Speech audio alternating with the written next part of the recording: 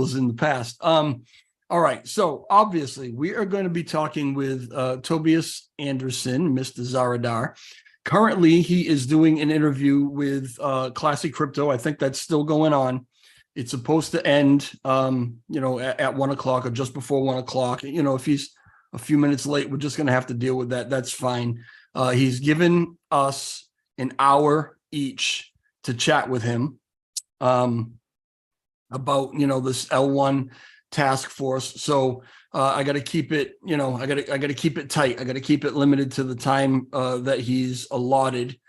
So I'm going to ask him as many questions as I can up front. Zaradar likes to, he likes to chat and he likes to elaborate on things. So I will try my best to get to as many questions from the chat toward the end as I possibly can, as he'll give me time for. I don't know if he has another interview scheduled after this one. I would imagine that a million people have been trying to get through to him to do interviews. I think he's pretty much just said he's doing them today, and then after today, right to work, right? So that's going to be the plan. Everyone who's in here right now, and there's going to be more and more in here. If you could hit the like button on your way in, that would be great. If you can take the link and share the link, I want to get as many people in here as possible to get as much of this information out as possible to the community. And as I'm chatting with Zaradar, I don't want to be jumping over to remind you guys to, new guys that are coming in or whatever, to hit the links or hit the like. So I'm going to rely on you guys to kind of govern everything and make sure everybody's doing what they're supposed to be doing. All right, so I'm going to go black for a couple minutes until I see Zaradar come in. And then once he comes in, we'll come back on and we'll get started. All right. Thank you very much, you guys, for being here. I really appreciate you all. Let me figure out what I'm doing here. All right. All right. See you in a minute.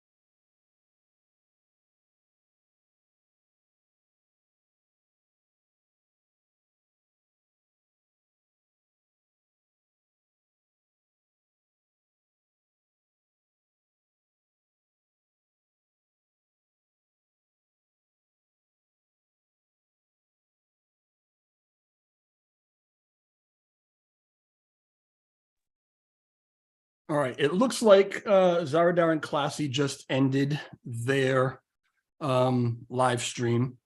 I'm going to assume Z is from Classy. Maybe you're saying off from Classy. Yeah, it looks like they just ended. He's been chatting for a good hour, so if he's going to take his time, go grab some water or chill for a while or whatever, that's fine. He's got the link and he can find that, and he'll be in when he's able to get in. And there he is. Let me see. Let me let Hey, buddy. What's up, man? Not a lot. Just got off the horn with Classy. Now I got you, and then I'm hopefully getting the day off afterwards. Is it just the two of us today? I thought everybody would be driving you nuts today. No. People are being very disciplined about not driving me nuts. It's very. It almost feels like I'm sitting in the center of a tornado, right? Everything else is chaotic, but here it's very calm and quiet. So that's great. The shit you come up with cracks me up. I have a vivid imagination. I know. I tried to get the word out for everybody to leave you alone, but I mean, we'll see what happens. Yeah, I was just I was listening to the interview with Classy, and that was awesome. I know how much you love chatting with people about flux capacitors and how many gigawatts of power they take. Yeah. But I'll try to not do that today. Yeah, if you don't mind, I'm going to ask you some simpler questions than that. That's great. All right. So, I let everybody know in the chat, there are some new people that came in. Yeah, in the effort to keep these guys focused on their work, and from what you guys already had work today, did quite a lot. Now you're doing these interviews, but you've asked us to keep it to an hour, and I really want to respect that for you because I know how valuable your time is. So I kind of want to jump right into the questions that I have so we can get some stuff out there, if that's all right. Yeah, you go ahead. All right, cool. Basics, okay? And everybody that's in the chat, thank you for being here. Please hit the like button, share the video, all those things. You're not subscribed to the channel. You know the drill, right? I'm going to ask Zaradar some questions. We're going to chat about some stuff, and I'm going to try to get all of the questions that I have in there. We'll try to keep things concise so that maybe I can get to some questions from you guys at the end. So don't get mad at me if I'm not really following the chat so much while we're talking about things. Yeah, I want to start with basics if I can. Okay, so we just got passed a matter of a half an hour ago or so. This proposal. Yeah, I think about half an hour ago. I think Classy mentioned it during the talk. Yeah. Yep. And matter of fact, let me see if I can just go to that real quick. I believe I can. There we go. Okay. And yes, we passed. Boy, you just squeaked that one out, huh? You barely got by. I think it's an all-time high when it comes to passing. So that's obviously it makes me very happy, right? Not that we get the funding. I had a guy call me today just to say I can start tomorrow and earn my $25,000 a month. Half a kilometer from here. Yep. But this makes me happy because it means that people trust us, right? And that makes it worth doing. If it had been like we had passed with 2/3 majority, and we would still have, a third of the community, very much fighting this, then it might not have been worth the effort. But I think this really gives us a mandate to try and make this work, and now it's sort of up to us to prove that we can do that. Yeah, I mean, this is absolutely a mandate, 94.95% yes. There were a couple of no's. There may even have been one no with a veto, it looks like, which, I don't know where these guys' heads are at. That's not even a validator. That's I actually checked that out. It's an individual delegator who decided to vote no with veto. And we have to just respect that. I mean, at the end of the day, they burned the deposit to make a statement. I think that's still worth the statement, right? But it's such a small minority that it's like, Just that, a statement. I could probably guess who that was, but I'm not gonna do it. It doesn't really matter. No, it doesn't. And I fully endorse everybody voting their conscience, right? That's Yes, what that makes is the only, I mean, at the end of the day, that's why I left Terra Rebels, right? I lost a vote and I couldn't live with the outcome of that vote. So I left because that's what you do in DAOs. And our network is just a much bigger DAO. So you should always vote your conscience. And then you should deal with the consequences based on what you believe is best for you as an individual. Absolutely. I agree with that wholeheartedly. All right. Let me jump into some, and we're going to start with some really simple stuff. All right. So we have this L1 task force, which is official at this point. And we're ready to go. The funding is set for the next 3 months. So you're funded through March. And it was under 150,000. It was like 141. Let's call it $150,000. Yeah. Is the funding for the next 3 months. That's set and that's done. Okay. Who is on this team, Zaradar, and what are their functions? Well, the team is primarily staffed by the people on the proposal, right? So developers. And that means that you have one full-time allocation for me as a senior developer. Then we have one full-time allocation for Notional Labs as a developer. I'll get back to that. Yep. Then we have a full-time developer in Korea who is anonymous, so we can't tell people who he is. And then we have Ed, who's part-time, and Frank, who's part-time. On top of that, we have a project manager that we're trying to source in, who will work part-time. And then we have 2 juniors who largely followed me over from Terra Rebels because they were basically my aspiring layer 1 talent, and they largely work primarily with me anyways, right? So they're just transitioning in to keep doing the research, and then their job will be to build what we call the layer 1 developer dojo, because I think we have to also focus partially on peer assisted learning and increasing the available layer 1 training material, not only for ourselves internally, but also to people outside, the layer 1 team. Yeah. So that's what the juniors will be doing. So that's by and large the team. Then we have the community oversight committee, of which you're a member yourself, along with PFC and Strathcole, whom largely, is like, they're not really a part of the team. You guys are more like the UN peacekeepers observing that we do our job.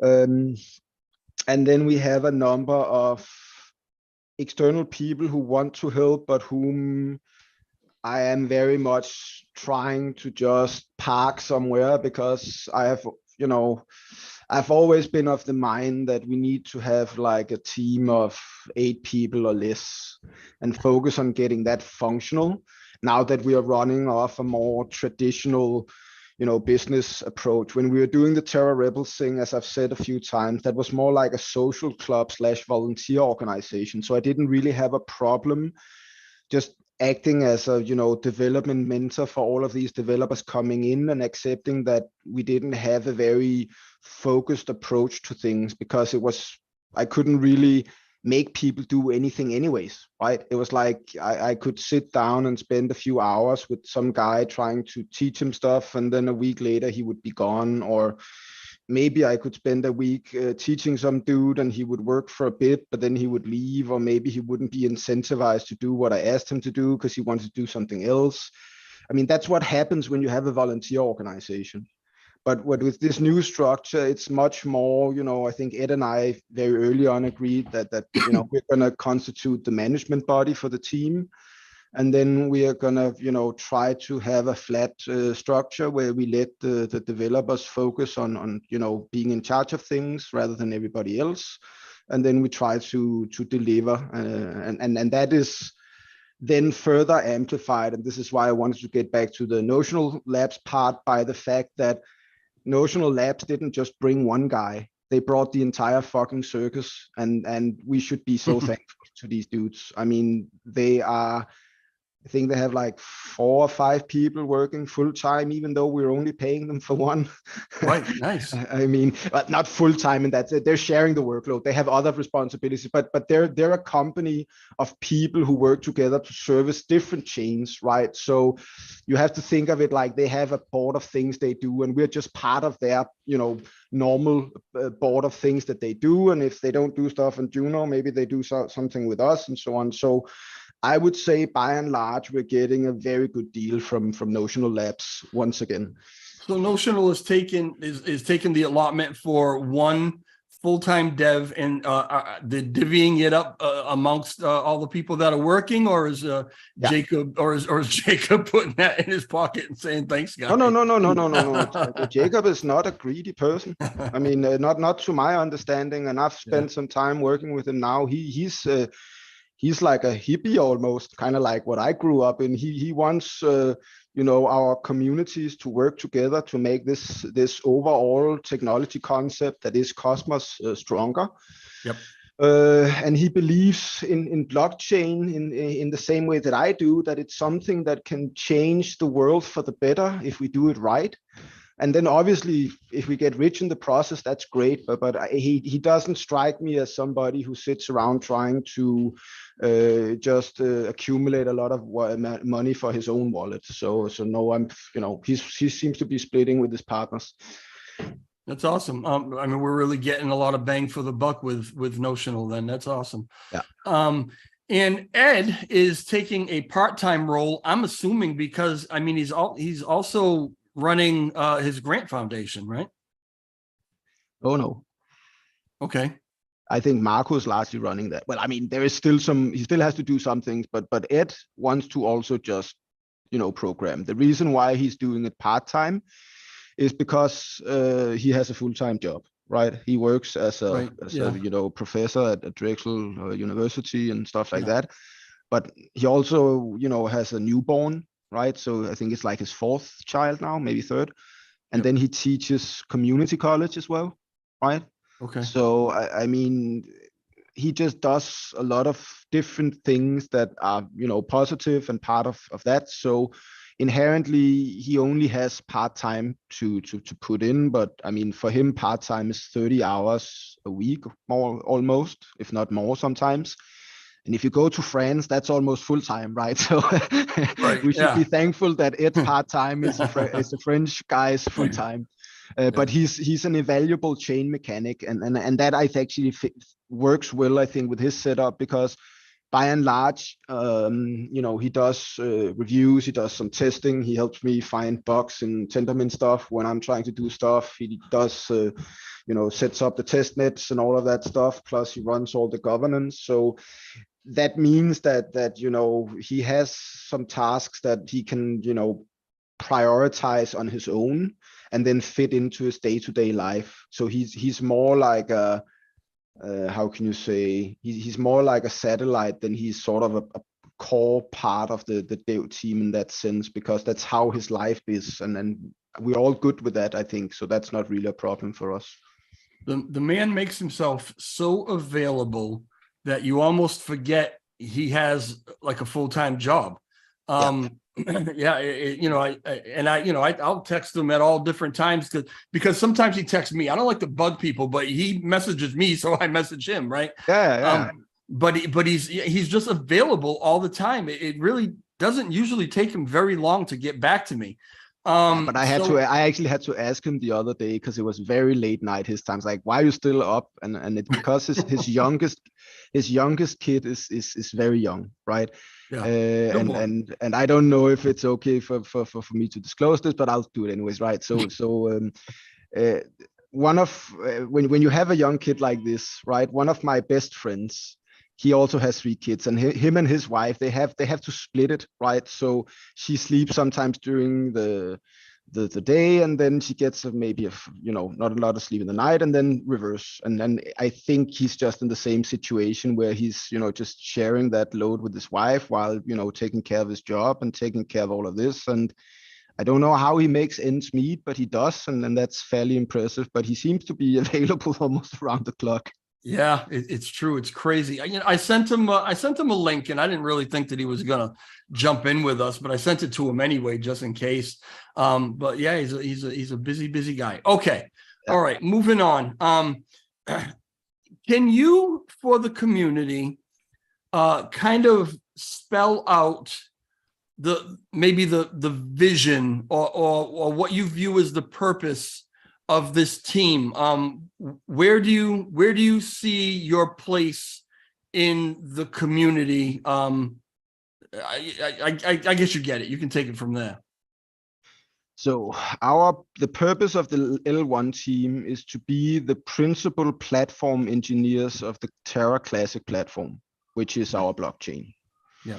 And that means that our job is to service the implementation of things that, for one reason or another, have to take place inside the platform itself.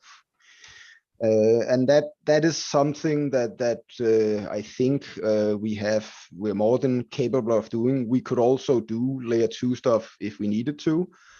But in general, I want to keep it focused on the platform because personally, I have a lot of ideas around how the platform could be expanded. I know a lot of the quant people in our community have ideas about how the market maker system could work. I've been talking with guys like the architect and some of the other network guys and developers about how we could do like a different type of load balancing thing and so on. So there's lots of good ideas out there. And that's why I think I just want to try to keep us focused on the platform itself. And once we have stabilized the platform and we run out of things to do, we will simply just transition to optimizing the layer 2 dependencies we have and doing like community outreach in the form of learning materials and code sessions and hackathons and stuff like that. Right. So there's lots of other things that I see us doing, moving along, because that is also part of the job of a platform team. So to give you some perspective, when I was working at DFDS, I was, the lead developer on the platform team. We had 2 devs in the team, and then we had 5 what we call software reliability engineers. And we were servicing about, I think, maybe 20, 30 different feature teams. So in the context of our world, those would be layer 2 teams, right? So DApp developer teams. And our job was to both provide a standardized facade to the cloud, so they didn't have to understand the cloud to use it, but also to provide them with standards for doing their software development, so they knew that their modules would easily fit with other layer 2 team modules and so on. And then also doing training around new technologies and so on.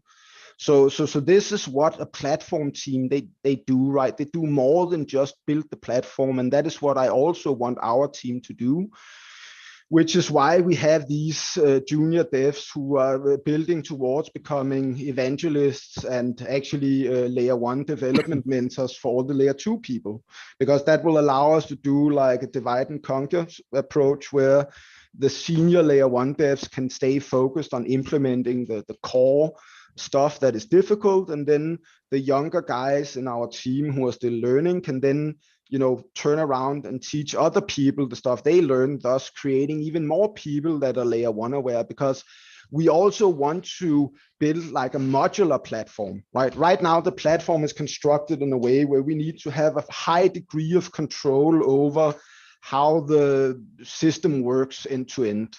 But maybe over time, we can re-engineer that to a point where we can accept add-ins from other teams in the form of a module they implemented that we then integrate into the blockchain application. Thus, it becomes a part of the protocol and so on. And that journey starts with the education, but ends in a world where maybe other teams are sitting around us like satellites, building stuff for the platform that ties into other things that they're doing, right? Because let's say, for instance, we needed some sort of specialized relay module or something like that, because some really big casino like D-app or something like that needed a special type of routing. Well, maybe they would just build that module and send it to us if we could offer them, you know, a specification and an interface for doing that. And that is really also part of what our team has to focus on enabling in the future. Oh, that's awesome. You actually already answered some of the questions that I've got coming up, but we'll touch a little more on sorry, some of this stuff as we go. Yeah.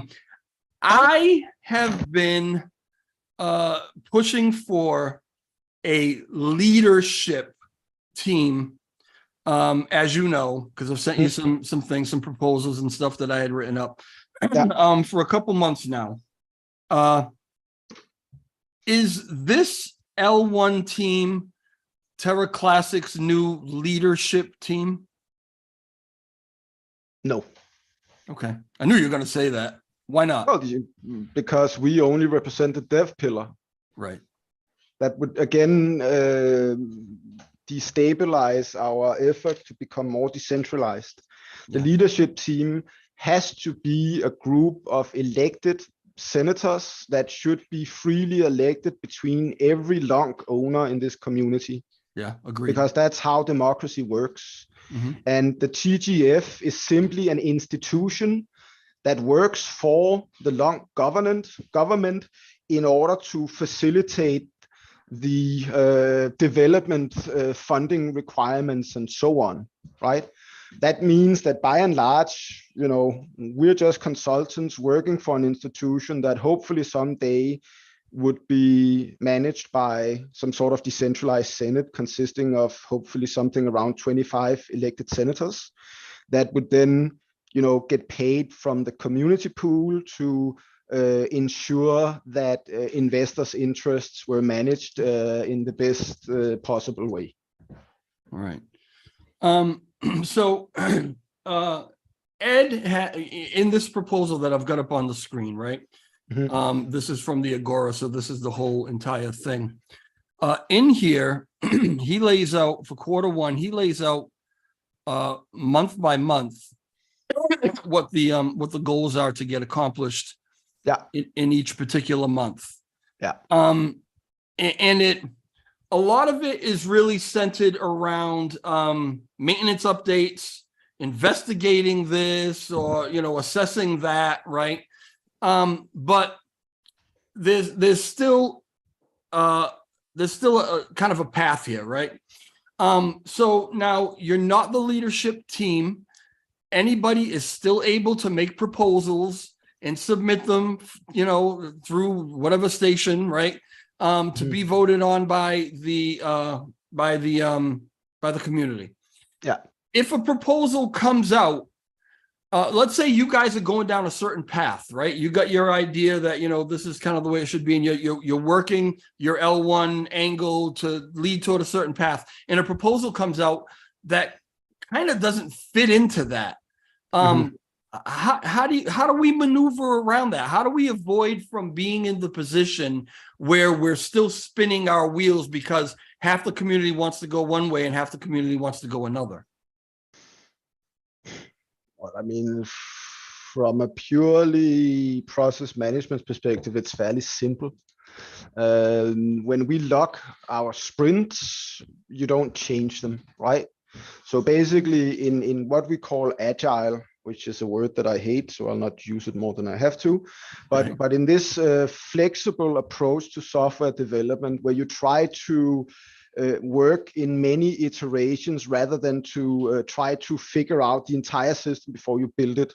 Because historically, we found out that we would spend years analyzing a client's requirements and spend millions of dollars on that before we actually build the system. But by the time we then go to build the system, the world has changed, right?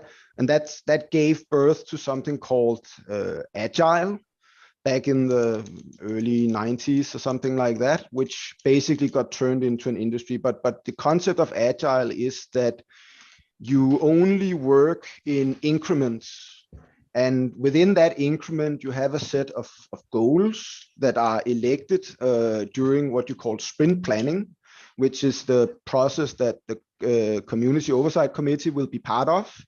And once those goals are locked in, that is the scope for the next 2 works. For the next 2 weeks. That means that a vote might pass at the governance layer, but we're still locked in to do work. That means that that vote then naturally goes at the end, because when you deal with backlogs, and especially when you're inside a scrum, it's very much first in, first out, meaning that, the first item that comes in gets, processed first. And then you can course correct between the sprints. This is also what the planning typically is for. If you then know, an urgent vote came in to do a hot fix on the ICS because we needed another patch for the Dragonberry thing, then that would then obviously be brought in. And if it's significant enough, we will just drop everything we do just to focus on if it's like, an exploitable vector or something like that. But in general, you try to simply just stack stuff up in what you call the backlog. And then you select from the backlog into iterations that we call sprints. And then you progress through that. And things in the backlog are typically ranked through some sort of relevance. Typically, it ends up being applied at criticality. And then you try to work through things. So the process itself is also designed in a way that allows us to bring in work. The trick here is that this proposal pays us for doing this scope of work, right? So let's say, for instance, we needed to urgently spend 6 weeks on doing something else. Well, then we would probably have to remove some of the other scope and then put that into the Q2 proposal and then negotiate that later. Right. So that's basically how we would have to manage it, because roughly speaking, this proposal buys us a full time is 160 hours in a month. When I'm done working today, I will have worked approximately 10 or 11 hours because, that's the time I put into it, but that doesn't really matter to me. The point here is that when the 3 months are out, we're out of runway, and we very much want to not only meet these goals, but exceed these goals if possible, because that is how you make your customers happy at the end of the day. Because sometimes, in my experience, it's also good to tell the customer no or wait if they get too ambitious or too enthusiastic about things because they see things are going in the right direction, and then all of a sudden they want to do all their dreams and desires at once. Well, then sometimes as the specialist, it's our job to say it's a great idea, let's put it on hold for 3 months and let's focus on where we are right now. All right, so you're financed for 3 months of full-time L1 work. And the things that are spelled out. Granted that the price doesn't crash to zero, but yes, at the current point, we have a runway for 3 months. Okay. Well, I mean, let's not jinx it, right? Yeah. So, but that doesn't mean that necessarily everything that's spelled out here in this proposal is what exactly will be worked on, because if a proposal comes up and it's a governance or a parameter change or something like that, and something that you guys have got to handle during that time, some of this stuff might get put off and might not necessarily get done until Q2 because you have to deal with what's coming up as it comes up. That's what you're saying, right? Yeah, and there might also be problems that are larger than we think and so on. But by and large, you can look at if you look at our chat, you can see I linked you this project link. This is our project board. It's I made it public, if I remember correctly. So if you can click that top link on your browser, we can see if you can see it. That should allow people to keep track of our progress. And then the issues are basically derived from this list of things, right? So some of them are aggregations of these lists, and some of these things are not really issues. They're more like tasks we have to do somewhere else. Okay. But the bottom line is that we are working towards establishing this backlog. And once that backlog is done, then people should be able to follow our milestones and our project boards and our issues on GitHub. And that will give them a natural insight into how fast we are progressing. And as you can see, if you see on the board now, You can see we have some new stuff. That's stuff that hasn't been estimated or broken down yet, right? It's just been sort of put in there. Then we have some stuff that's in progress. These are things that we've been working on historically for a while, and they're also part of that thing. Then you have things that are in review. That means that those are things that we are currently talking about to decide what the next natural step is. And then you have all the done stuff, which is actually all of the done stuff was more or less done today. We've been working on the stuff before, right? But the bottom line is that shows you different things that have been completed. And at some point, when I'm done doing all the project management work with our project manager, so we've added in the remaining issues that I have on my work item list, which is what I will be working on tomorrow. You will have this board filled up with all the things we believe we need to do in order to complete these goals. And then you will freely, as a community member, be able to just follow along. And then when all of these things are done, then we're done. And if that happens before the end of Q1, we will just go find something else to do. Because at the end of the day, we committed to working, full-time or part-time for 3 months. So it's not like if we complete this in a week, we'll all just go to Hawaii and chill out and then act like we're working, right? Yeah. No, none of us are inherently interested in that. We're interested in learning to work together to fix all of the problems, because once we're done with the upgrade, we have all sorts of other ideas that we want to work on. So for many of us, the lack of the upgrade is more of like a nuisance, right? We were looking forward to being past that point, because then we're done with the toil and the chores, and then we get to design new modules and new ideas, which is always more fun than having to bug fix some old code that is not working as intended. I got you. So this will be available to everyone, and they can come in here and check on it and see the progress for themselves. Yeah. Awesome. That's good. All right. So, I was kind of looking at, I like analogies, right? And I was kind of looking at the things that are spelled out here in Q1, January, February, and March. And the analogy that I came up with, right? And I'll see if you can follow me on this one. If you're selling a house, there are usually a bunch of things that you want to do to the house to get it ready for sale, to get it ready for open houses, people to come in and see it. And the good things to do is to renovate the kitchen, renovate the bathroom, things that bring aesthetic value to the home. So when people come in and see it, they're like, ooh, look at the hardwood floors, look at the, whatever, right? Yeah. But very often, before you even get to any of that, you have to bring the electrical up to code, or the plumbing, or fix that crack in the foundation. Maybe there's an infestation of something you need to deal with. And these are the things that can really chew up your budget, but they're not seen, right? Yeah. Nobody sees them.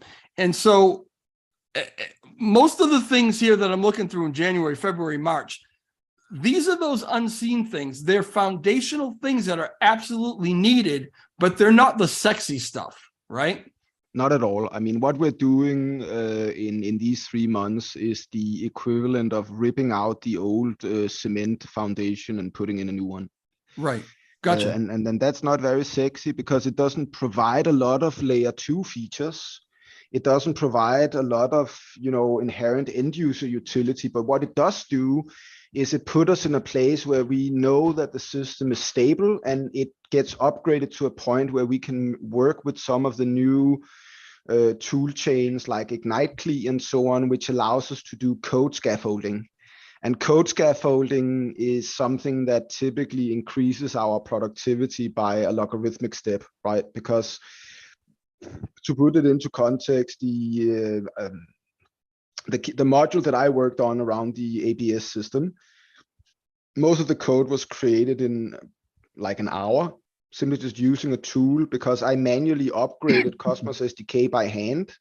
Then I used the tool to generate the code, and then I downgraded Cosmos SDK again and reverse engineered the generated code to fit with the downgrade, right?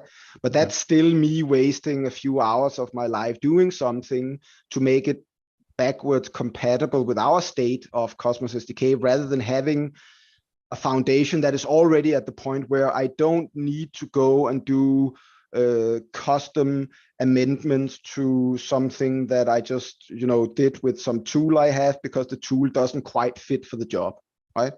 Okay.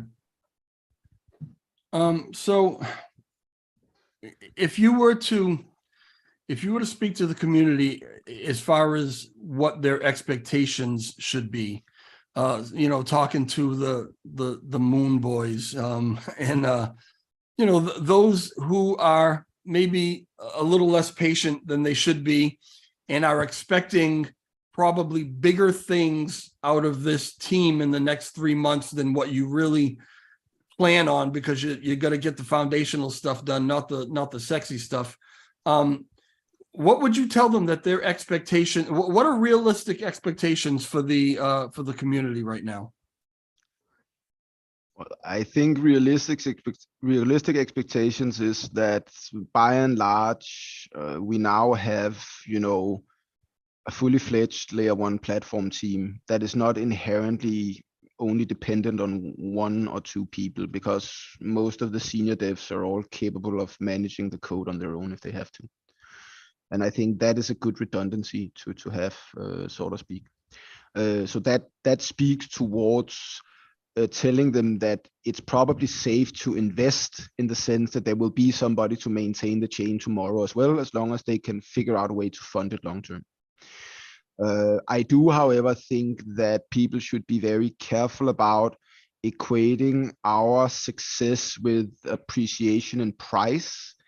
In general, Terra Classic or Terra Rebels had very little impact on the price if you looked at it on a longer time scale. We had certain periods where there was a lot of expectation because we're releasing something that we've been working on for a long time that might have had a small impact on price, but in general, the price seems more driven by what Bitcoin does than by what the developer does, right? So again, the narrative of now we're getting a layer 1 team, so we're going to the moon tomorrow is unfortunately not, true. Yeah. What we're getting is we're getting a more, a higher quality service that we can offer to builders, and that will bring in more builders, hopefully, that will, create more value, and that will drive up the price. But the Moon Boys should know that it takes approximately 10 years for a good bottle of cryptocurrency wine to mature. And in that context, we're only 2 years into the whole Terra adventure. So maybe if they're lucky and they sell at the right time and buy at the right time, they can make money. But I think, it's better for them to just be patient and be a bit more pessimistic, because then they won't set themselves up to be disappointed, right?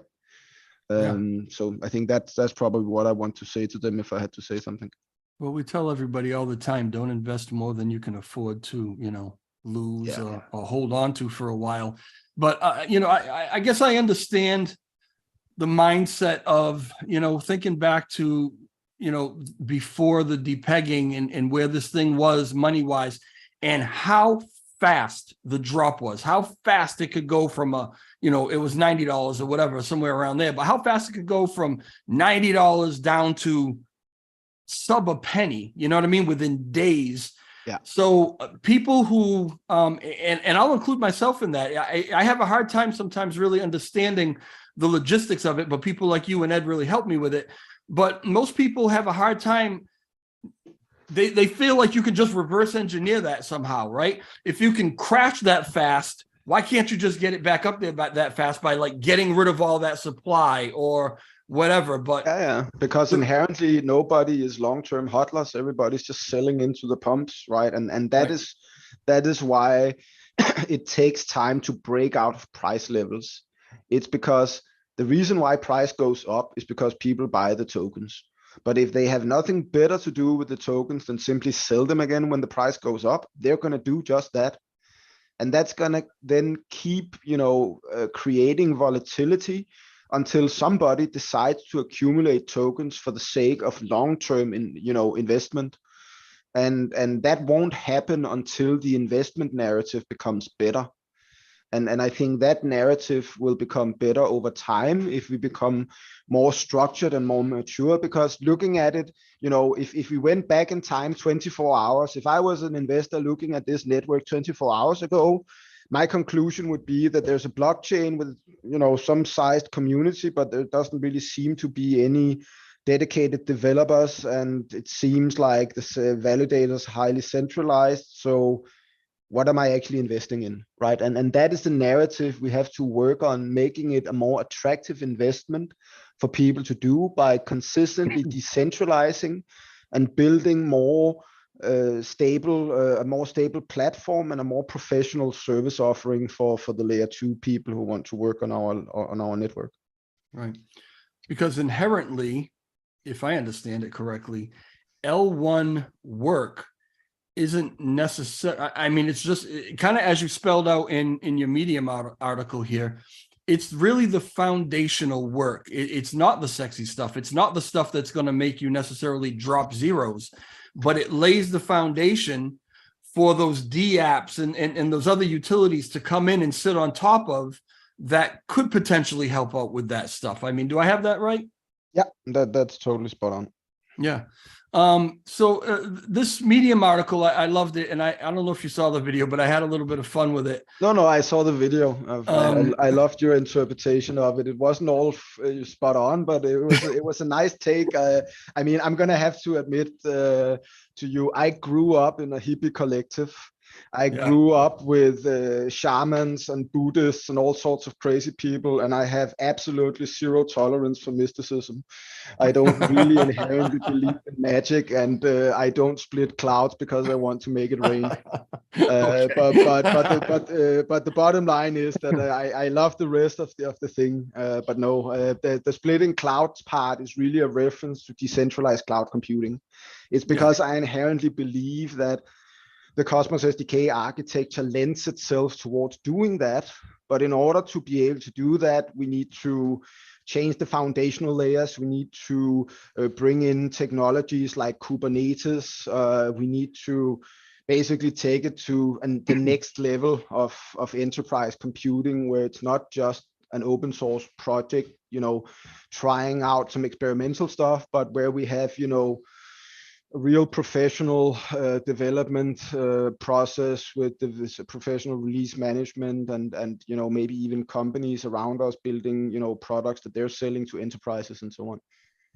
Yeah, I mean, I had a feeling it was probably something a little more digital than metaphysical, but I loved the story, and I really appreciated hearing your telling of the splitting the clouds thingy. I had heard that. I don't even remember where I had heard that, but when I saw that, I'm like, all right, I know that he does kung fu and he's all this Zen stuff. I mean, is he, is he sitting out on his, talking about sitting on your mountain? No, I believe when you die, you're dead, and the energy that makes up your being just dissipates into the universe, right? So I don't believe in life after death and rebirth and all of these things at the end of the day. I don't believe in magic. I'm an atheist, so I don't even believe in God. I believe God lives inside each and every one of us, and is inherently just called compassion and kindness and love and all of these things. But that's my view on the world, I guess. Just to get off track for 2 seconds, I know while you were still on vacation and sipping on margaritas or whatever you were doing, I sent you a long ass article that I had written one time on Medium about, I don't know if you got through any of it, but it was just a fun thing for me to do. No, I got through some of it, but I must admit I had to give up halfway because I was busy with other stuff, and it was like, this is probably a story I would enjoy much more having with you over beer somewhere, in person, rather than reading it off Medium, because it seemed like a deep mirror into your inner being, essentially. Ultimately it ended up being that. I don't know that I intended it to be that, but yeah, the conclusion of it was rather interesting. One day we'll sit down and have that beer. Yeah. All right. So now this was part 1 of who knows how many. What is your intention as far as how often you're going to put these things out? Whenever I feel inspired. Okay. All right. So I'm thinking that, I think if I feel myself in a situation where I have a few hours and I'm idling, I might put out, apart something. So it'll be like that. It might be, in a few days, it might be in a few weeks. It's really hard for me to say, because inherently I like to write articles when I feel inspired to do so. Whenever I try to write these, like force them out, it never really turns into what I want. So that's more gonna be like a side thing for me. Yeah. Okay. It was helpful for me. It really was. It was helpful it was a quick 3-minute read. And it gave me some information that I didn't previously have. And it basically, just for the chat, it basically talks about how, the intention over the next 3 months is to set this base up with the, the L1 development, to set this base up and make it much easier for any L2 development to come in and build on top of it and build on chain. It makes it easier to get more utility to the chain, to bring, more DApps and things like that to the chain. But the effort is to just make kind of I guess a general, or, platform that, is adaptable for anybody who wants to come in and build on it. Yeah. Yeah, no, it is, but it's also, again, back to what we spoke about a bit earlier here, which is that the platform is a lot more than just a protocol. It's also the supporting services around it, and the training material that it offers for other teams who want to work on the platform. Because at the end of the day, I can build the best platform in the world, but if nobody understands it, then nobody's going to be capable of using it, right? So this is what I think a lot of companies that I have worked with when I've been working around platform engineering, a lot, two, DFDS and Ørsted, but they're rather big, so I guess it's still a lot. But their problems are inherently in the realm of, they want to streamline their software development, they want to push out features, but they don't understand these soft problems of cognitive load and having to learn and having to upskill. And that is things that you then have to help them embrace, and then they end up investing in that consistently, right? So I know some companies, they have like developers have to spend 30% of their time every week on upskilling and learning new stuff, right? So that is a sunk cost from a business perspective, in the sense that it doesn't produce new features, but it does make your workers that much better when they have to, work on more complex things or new things that your business wants to get into. So that is, part of what a platform team also has to take care of. Okay. We've got about 14 or 15 minutes left here in the hour, and I want to be respectful of Zaradar's time. So guys in the chat, if you could go ahead and throw if you have questions, I've got a couple other questions that I want to ask too, but if I don't get to them, I'll get to them at some other point, because I'm that extraneous cognitive load that kind of drives Zaradar crazy now and then. So I can get to them at some other point. But if you have questions, put them in the chat now, and I will try to get to them. Let me scan through here real quick and see if there's anything already. Only a matter of time. Donkey. All right, I'm not sure what that is. You said exactly what sausage fest. I don't know. I'm not sure what's going on here. A person you blame. All right. If you have questions, put them in the chat. Put a question mark after it so I know it's a question. All right. While I'm waiting for those to come in, I want to ask you about something else. So, and I want to let me go back to this real quick so I can, because a lot of it was kind of around this. Again, on this kind of path that, is kind of laid out here.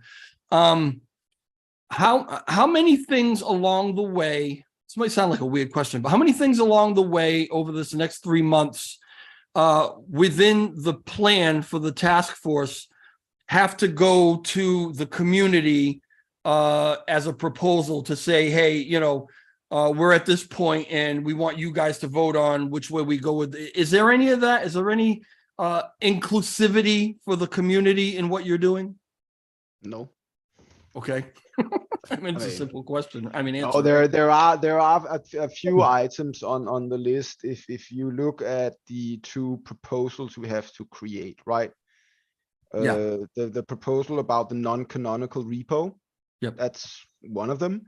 And then there's the governance proposal about the MEF Tendermint stuff, which is a sidecar thing. But those two proposals will obviously go into the the community dialogue. But then I'm also hoping that the people around us, like, you know, in the community oversight committee and other people we are working with, will start engaging with the community around our, you know, deliveries and our progress and our quality of work or lack thereof if we don't provide quality of work. So we will have a constant feedback loop, right? So this is not you voted for something and then you don't get to say anything for 3 months. This is you asked us to build this thing or solve these problems over the next 3 months, and we will do that. And in that process, we will, you know, take all the feedback we get about how we do things right or wrong, or what we didn't do or whatnot, and listen to it. We might not react to it, but you know, that's part of a healthy development process, is to have these feedback loops. So I would say that there are the two proposals.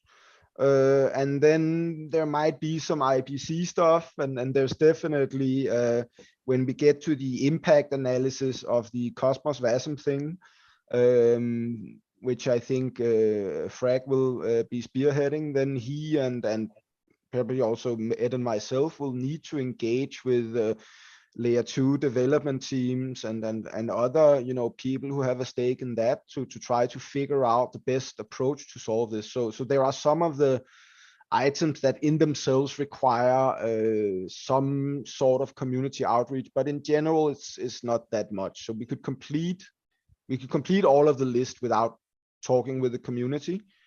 That wouldn't be good. We need to propose 2 votes as a minimum, but it would make sense for us to have these feedback loops. Okay. All right. That's awesome. All right. So I think I actually saw a question here. Just asking about what % he thinks the gas fees should be.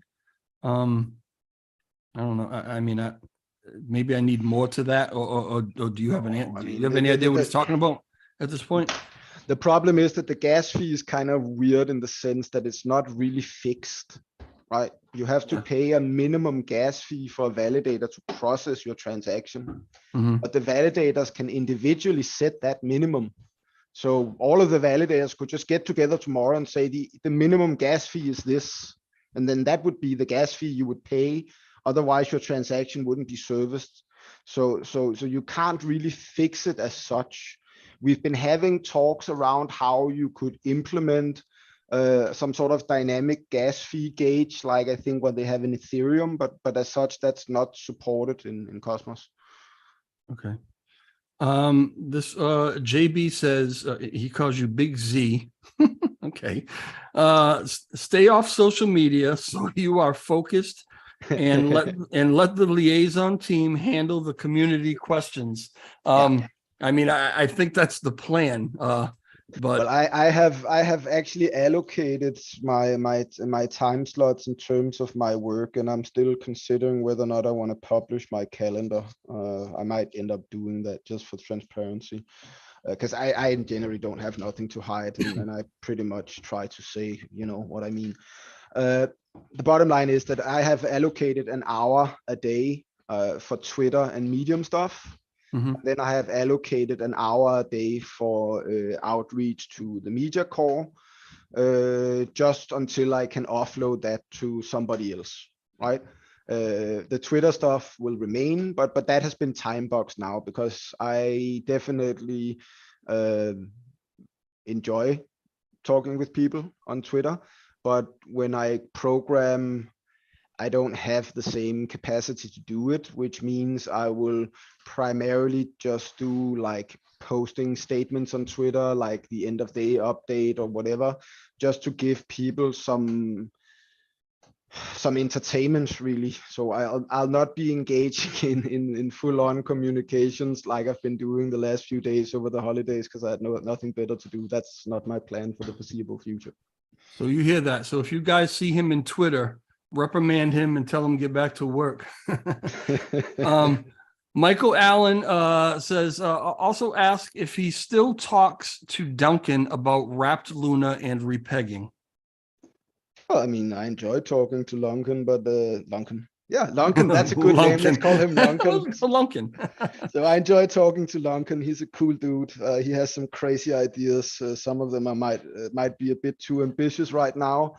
But I think in general, I'm not a huge fan of the wrapped products, because inherently they're subject to all sorts of censorship.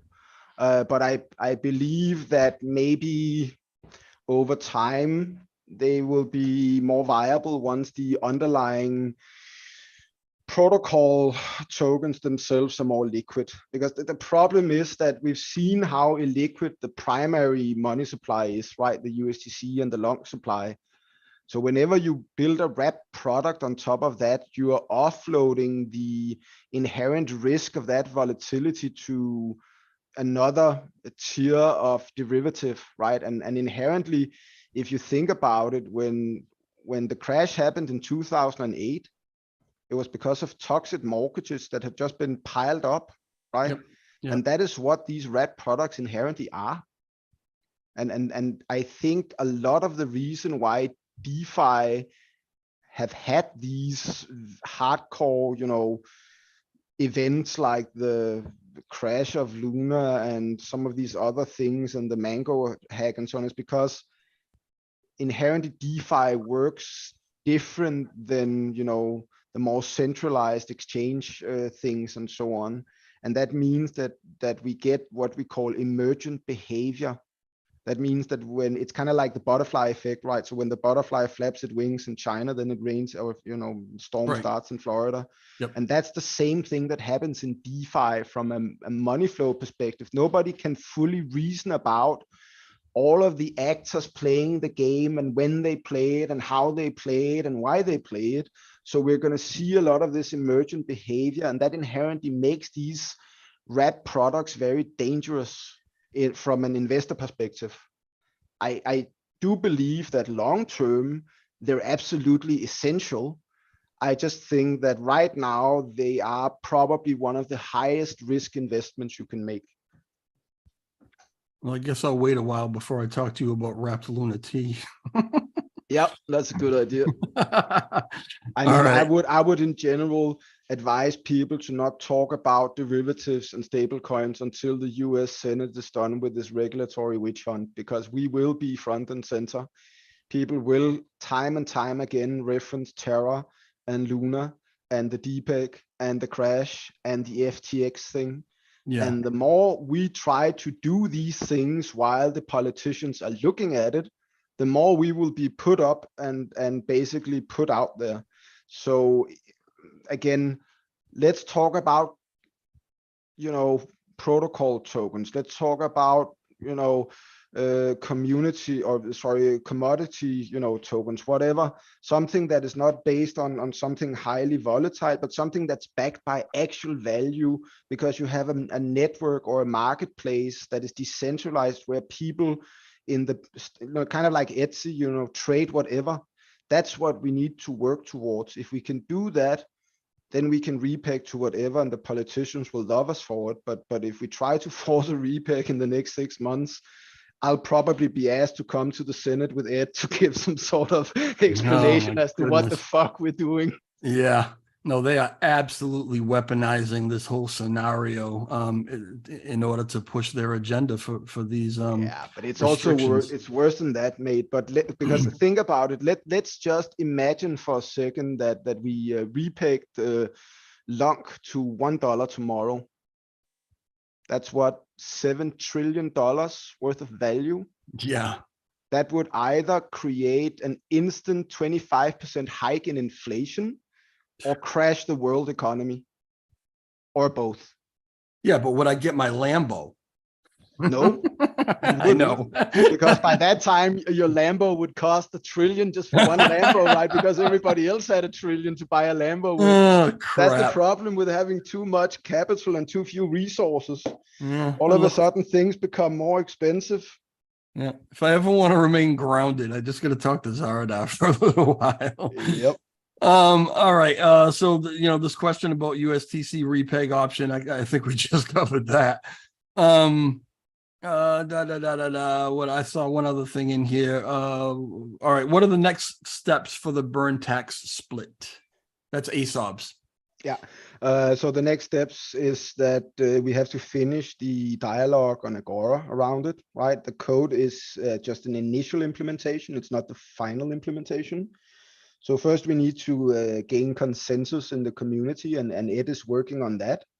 When we have consensus around that, then we will refactor the code, and then that code will get bundled up with the estimate fee fix for the LCD, and then get put out as a release at some point. But we have a process engineering session with the team on Thursday, where we will talk about our future release map. And then sometime next week, hopefully we can present some sort of release roadmap that will be able to map the issues into which releases and so on and when. And that will give people a clearer view on when these two things will become available. I had asked you about, how that was all being written up and how it was actually like locked in to the code. And you told me that it doesn't necessarily have to be, but, and I'll let you go to explain it the way you explained it to me. You mean with the anti-handler? Yeah, with the anti-handler. Yeah. So the idea is that right now it's just a static setup, but we could, one of our cool kids at Notional Labs came up with the idea that we could augment my implementation with a configurable parameter, so you could reconfigure it using an upgrade proposal. The challenge with that idea is that we would first have to upgrade the chain itself, and we're probably more keen on just preventing the remint and reconfiguring the system to do the 50-50 split somewhere else than we are on implementing a solution that is fully configurable, when we can always implement the configuring component later, right? So it's like really just trying to time the order of events. But for us, I think there's a high likelihood that we will hopefully be able to convince the community to run with the current implementation, simply so we can turn off the remint, because I think that is the priority. And then afterwards, we will implement the configuration system in such a way that the community can actually manage it themselves just through a vote. Making it configurable. I mean, is that kind of inviting proposal after proposal to change it to this, change it to that? Yeah, basically. But that is, what we will have to engage with the community on, and also to figure out, right? I mean, I think it's a balancing act. I think inherently we want the system to be as configurable as possible, but this kind of touches on one of these 5 dependencies that I mentioned in my article, right? It's about figuring out what the, let's call it, control plane for our platform should look like. How many buttons do you want in your cockpit, right? Is it a good idea that there's a button that lets you turn off the jet engine? Probably not. So maybe let's not have that. But that's an experimental process. I think with this particular anti-handler and the upgrade proposal, I think it makes sense, but maybe we also need to consider working in an approach where certain things can only be reconfigured ever so often, right? So let's say we had like some sort of soft guard in the code that says that whenever you change it, I will record a block number. And then you can only ever change it again after that block number plus 1 million blocks has passed, right? It would be like think of it like a time lock in a bank. That might also be a way to do it, because as I think what you're trying to hint at, which is quite true, is that it's not beneficial for us to change the system settings all the time. That will just create another form of volatility and instability. Right. Yeah, absolutely. All right. I know that we're running very, very short, and I've got a few questions. I have more time. We can just keep going a bit. You're the last one on the agenda today, so it's fine. Awesome. Well, that's the way I planned it. Not really, but sneaky bastard. Always be the last one. Anyway, all right. So I want to chat for a minute about the money, the 150,000 in USD. And I mean, it could potentially end up being more than that as things kind of come up, but I just want to stay with round numbers, right? So we're talking 150,000 for 3 months. And you have spoken very much about, it's like your mind is really just on the future. It's not really in, well, we'll get funded for 3 months, but then maybe they won't fund us next time. I think that you're really looking toward, what this is actually going to develop into over a period of time, right? So let's just take a year, and again, using round numbers, let's say it's 150,000 every 3 months. So now we're looking at $600,000 worth. It's not, let me first of all stop you Okay. right there and say that's not going to be how it works. Okay. We All right. We are all currently discounting our time, right? Yep. So at some point when we believe we have proved our worth, we're going to be asked to be paid a fair value. And Okay. then we will have a negotiation around that. But in general, we will come up with, an overall plan for this that can work long term. So we do operate long term, but I also, as an individual, have to operate short term, right? Because the problem is that we got $150,000, which we will kind of, I guess, have to liquidate into dollars. Because what if the price goes down, right? But on the other hand, running a company budget off of crypto is just a fucking mess. I've tried it before and it's not easy, right? So the bottom line is that I think what we will end up doing is maybe giving people individually the option of deciding whether or not they want their monthly pay secured in fiat or whether or not they want to gamble, right? Because inherently then we will have to say, well, I mean, we have 900 million something long right now. If we divide that up into installments, then Tobias, you can either get $12,500 locked in at the beginning of the month, or you can get $12,500 worth of long locked in at the beginning of the month. Otherwise, who takes the risk? Because let's say the price dropped 50%. Well, then all of a sudden we only have budget for a month and a half, right? So that's some of the problems we're going to have to figure out over the next couple of months. And once we become more sort of clear about how we want to deal with that, it'll be easier for us to predict ahead. And then I think after the first iteration, there seems to be an agreement in particular between myself and Notational, that we love the community, we love to help the community, but we can't sit around working for the next year at 50% of what we could make, right? I mean, there's also some sort of natural sanity check around that. And that's why we will then have to come and say, okay, now we proved that we could do this. We delivered quality. We're working, at half the cost that anybody else will pay us. We love you all, but we can't keep discounting our lives. So we need to find a way to fund us full time, which would then mean that then maybe Notational would get 2 or 3 times the money, but then they would have 3 times working full time, which would then also give us more capacity to do more things. So I think it's something we're going to have to balance and manage and focus on 3-month intervals while still trying to have a long-term view, because it's the only viable way to do this, right? Because again, what is the price tomorrow? It could be $100, it could be $0. So it's a difficult answer or question to answer. Right. Okay. Well, all right. So we need to get accustomed to the idea that this $150,000 that would put out for the next 3 months here is Kmart discount bargain price. And it's probably not going to look like that, but that's not necessarily the question I was getting at, although that was great information. I appreciate that honesty. Whatever it is at the end of the year, okay, all coming out of the community pool. And going back to this 50-50 split where 50% of the burn tax is going to go to kind of replenishing the community pool. I don't know that I mean, I don't know. I haven't done the calculations. I don't know that that's going to be enough to keep up with what we're putting out for this team. Are there other methods or other ways that this money that you've thought of, that this money in the community pool can kind of be replenished so we can afford you guys? Well, I think we have, looking forward, I think we have a number of options at our disposal. One of them is obviously generating more business in the network.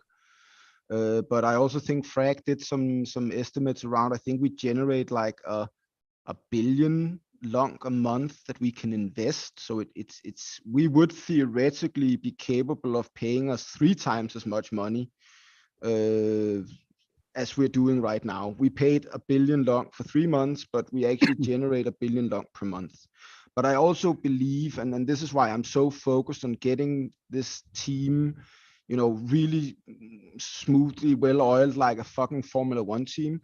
I believe there's a world wherein Ed and I, if we have significant results, can maybe engage with Binance and say, you know what, he said, we know that this is your market because you own it. You seem to believe in this. Do you guys feel inclined to maybe donate or fund this L1 team? Because while we would love to, do this, maybe the community pool is empty and there's no money and stuff like that, right? So I think we should go that route, but that requires that we first prove ourselves. And this is why these first 3 months is so important to me, because I think if we deliver and if we prove the quality that I know that we have, then even paying us double or 3 times that would still be a good deal for anyone. And most, investors would happily invest in a setup like this if we could provide that sort of value. So that is, I think, the reasonable outlook on that. And I also think that I don't see a reason why Binance wouldn't want to invest in a team like the layer 1 team if they can prove that they are, a capacity to reckon with, or, somebody who has the capacity to do stuff. But does that make the team kind of beholden to Binance and whatever their particular agenda might be? I don't know. I would say that we just passed a vote with, what was it, like 900 billion votes or something like that. But there's like 2.6 trillion tokens on Binance, and they didn't veto the vote, right? So I mean, my point is that within their wallets, they have the capacity to significantly influence the governance layer, but it's not in their interest. Binance is in the business of building DAOs, right? So for them, all of these projects are more than just things they sell. They are businesses that they nurture, because they understand that by putting themselves at the center of these ecosystems, their business becomes that much stronger. And the core ideology that they represent around blockchain technology becomes that much more, distributed and propagated to the masses. So I think that it's not really Binance's style to make demands. In all the history that I have, followed around Binance, I've never seen CZ make anything even remotely close to an unreasonable demand, even though he's more than likely been in the position to do it many times. So I think in general, we have a pretty good guardian / custodian or custodian in guardian / protector in Binance. And thus I think it's worth engaging with them to hear what they think is viable in that context. Has there been any engagement with them regarding this 50-50 burn tax thing, and the issues that maybe have been expressed? I think Ed has had some dialogue with him, but in general, I don't have any dialogue outside the community, so I don't know. Okay. Yeah, I mean, that would be great for everybody to understand. And actually, it's a question from someone in the chat. Yeah. All right. Let's see. Whilst the list, whitelist wallet equals Binance keep burning, Binance will have more interest to send coins to Terra Station and stake it.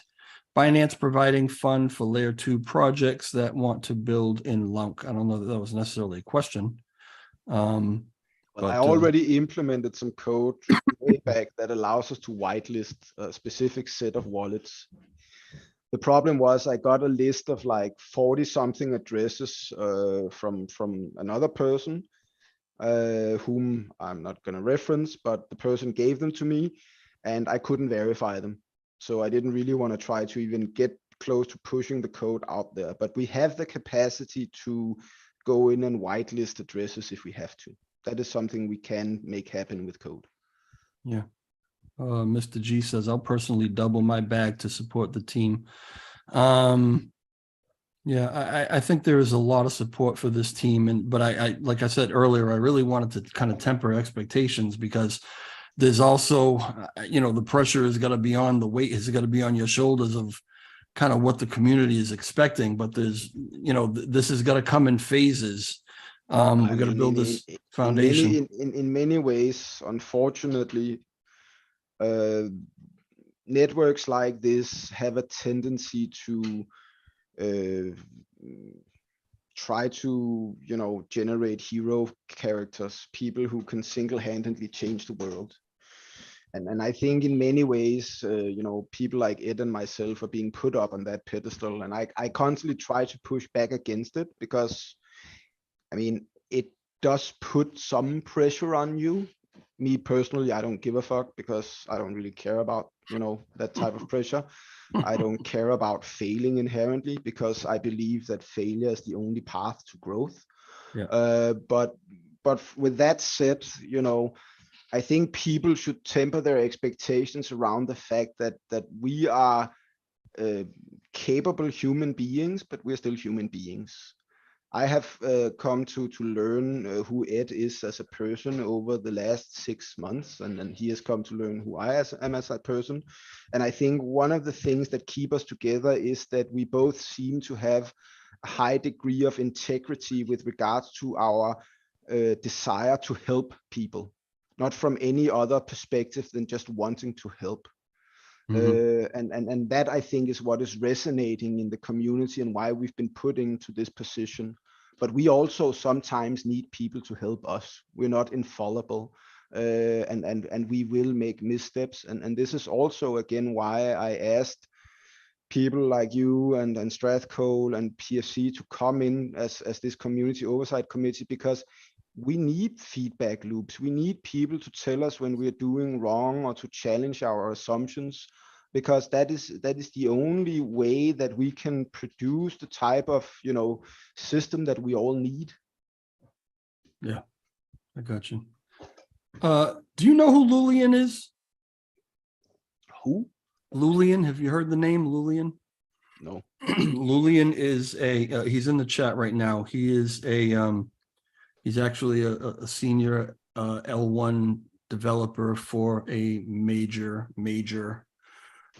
organization, which will go unnamed.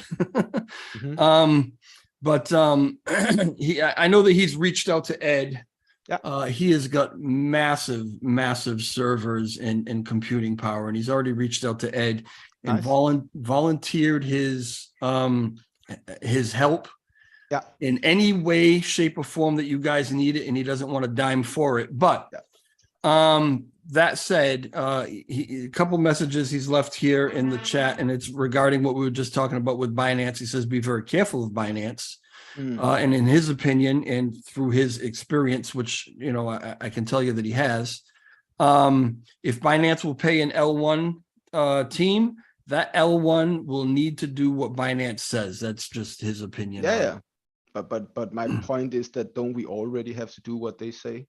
If Binance delisted us, we would be dead tomorrow. Yeah. So I guess I'm just being more. I agree with him, right? Let me first say that I totally agree with him, and I really appreciate the offer he's giving us. We have lots of people giving us offers like this, but I think what we're trying very hard is to keep the 8-person rule until we're up and running. And then maybe at some point, 3, 6, 9 months down the road, if things are running smooth and, our investors are getting returns on their investments in terms of price going up due to our work, then maybe there's funding for more people to come in, or just capacity to bring in more people. And then we would love help like this. But I think he's totally spot on. I'm just trying to be more of a realist and saying, you know what, without Binance, we would be dead long ago. So let's maybe be realistic about it. And let's maybe, listen to CZ, when he says stuff. Like, I remember one of the things I heard him say early on around the whole Terra thing was that he was always a little disappointed about the fact that the Terra team didn't really officially reach out to him, right? And I think that if we can get this L1 team up and running, I would like to try to do that, because quite frankly, I have no problem kissing the ring in that sense, because I look at the world as it is, and I want to present him with, a professional facade that makes up the core of our investor community, being, people like Ed and myself and so on, and show him that, we're worth investing in. Because if we can show him that, then maybe he would also be inclined to, double down on Terra Classic and go even further in terms of the type of products that he starts, creating on his platform. I mean, he did the USDC borrowing thing, I think, right? And then they have, obviously the different markets for trading long and so on. But there could be other products that they might start bringing in if they can see a future in what we're doing. Yeah. JB says that you should set up a funds page so that we can donate directly, keep power to the community, and keep long hours. I think we already have that, because the TGF is the funding vehicle right. for this, right? Yeah, that's what I was going to say. And Ed, in order to keep from any kind of conflict of interest, really has nothing to do with that part of it, right? No, that's managed by Marco. Yeah, right. Okay. So it's a great idea, G, but yeah, I mean, the Grants Foundation is, if you wanted to donate to them, I believe there is a way that you can do that, and then those funds will trickle their way to where they need to get to. I wanted to ask you one last thing, and I'm going to let you go. I'm kind of overstaying my welcome. And you kind of touched on it a second ago anyway. Sometimes you said sometimes you need some help. Community, what can the community do right now to help you guys? Give us some piece to work, which I think you guys seem to be doing. I mean, like I said, I'm gonna be trying to answer as many questions as I can this week, but then I will also, do less outreach. So give us room and space to work. Provide positive feedback on things that we do. If you're a developer and you see a pull request and you think something is amiss, or you have an improvement suggestion, just put it on the issue or the commit or on the pull request or whatever. That's what GitHub is for. But by and large, try to let us focus on our work, and then keep working together to mend the fences. I really like this sort of New Year's resolution thing we seem to be doing on Twitter, and just getting everybody back together and becoming, one big happy family again. Let's do that, right? Let's stop fighting, and let's just start building, and let's start looking at presenting a professional facade that will justify bringing in investors that we know, so we can bring in more investors. Because again, that's also what blockchain is about, especially if you're on the investor side of things, right? Because all blockchains are inherently a Ponzi scheme also, until they get to some sort of, liquid valuation level. So that is also a part that the community can help with. Yeah. So give these guys some space, let them do their thing. Stay positive. If you are a developer and notice something that you feel information you'd like to get to them, use the official channels, GitHub or whatever. Don't call Zaradar's house. Let's not do that.